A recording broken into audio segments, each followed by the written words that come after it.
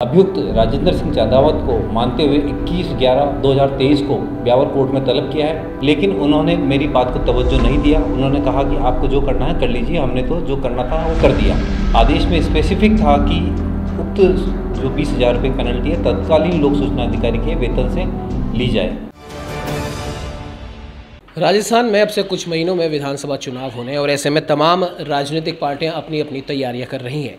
India against corruption से निकली आम आदमी पार्टी के ब्यावर जिलाध्यक्ष नीलेश जी हमारे साथ हैं। आज ये कुछ खुलासा एक वर्तमान अधिकारी के खिलाफ करने जा रहे हैं। जानेंगे उनसे क्या कुछ खुलासा है, क्या इन्होंने अपनी रिसर्च करी है। नीलेश जी, पहले तो बहुत स्वागत है आपका नवतेज टीवी पर। क्या पूरा मामला है और कौन सा वो अधिकारी है जिसके खिलाफ आप खुलासा करने वाले हैं? सबसे पहले बहुत बहुत धन्यवाद आपको। ये राजस्थान सूचना आयोग के आदेश की अवमानना से संबंधित ये खुलासा है। ब्यावर में तत्कालीन नगर परिषद आयुक्त राजेंद्र सिंह जी चांदावत थे, जो कि सूचना आयोग में 2 सूचनाएं लगी थी, उसमें सूचना देरी करने पर 20,000 रुपये की पेनल्टी लगी थी।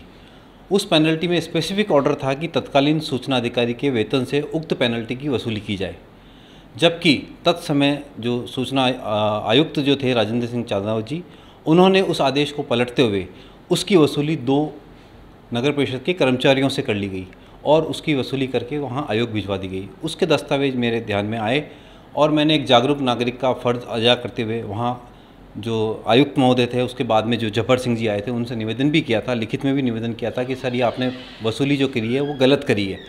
बावजूद उन्होंने कोई सुनवाई नहीं करी। उन्होंने कहा आपको जो करना है कर लीजिए। देन एक जिम्मेदार नागरिक होने के नाते मैंने कोर्ट के अंदर इसका परिवाद दर्ज कराया और उस पर सुनवाई करते हुए कोर्ट ने यह माना कि इन्होंने जो वसूली करी है वो गलत करी है और जिन 2 कर्मचारियों से वसूली करी है उन कर्मचारियों ने भी कोर्ट में उपस्थित होकर बयान दिया कि ये जुर्माना हम पर नहीं लगा था, हमसे ये पैसे लिए गए हैं और हमें मजबूरी में देने पड़े हैं।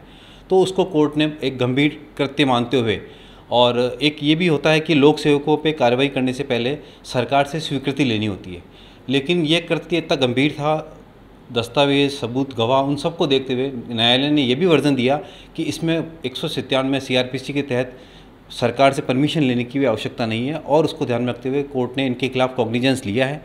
और वर्तमान में यह अधिकारी राजस्थान आवासन मंडल जयपुर में डेप्यूटी सेक्रेटरी के पद पर जयपुर में भी सेवारत हैं। जी, तो अब आगे जैसे कोर्ट ने इस पूरे मामले में संज्ञान ले लिया है, आपकी रिसर्च के अनुसार अब आगे मान लीजिए इनके ऊपर कार्रवाई नहीं करती है सरकार, तब आगे आप इस लड़ाई को कहाँ तक लेकर जाएंगे? सरकार तो अब इसमें रही नहीं है, क्योंकि कोर्ट ने खुद ने माना है कि इनका जो कृत्य है पदीन दायित्वों के बाहर जाकर है। अगर उसके अंदर होता तो सरकार से स्वीकृति की आवश्यकता थी। यहाँ सरकार से स्वीकृति की आवश्यकता के लिए कोर्ट ने मना कर दिया है और कोर्ट ने खुद कॉग्निजेंस ले लिया और 21 नवंबर को इन्हें कोर्ट में तलब किया है, ब्यावर कोर्ट में।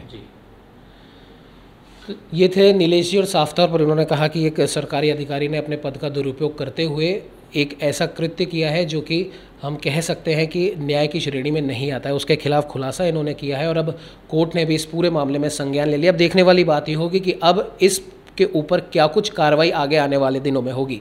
सहयोगी कैमरामैन कुलदीप के साथ उमंग माथुर, नवतेज टीवी, जयपुर। देश और दुनिया की हर बड़ी खबर के लिए सब्सक्राइब करें नवतेज टीवी और पल पल के अपडेट्स के लिए बेल आइकन को दबाना ना भूलें, क्योंकि आपकी खबरों का भरोसेमंद साथी है नवतेज टीवी।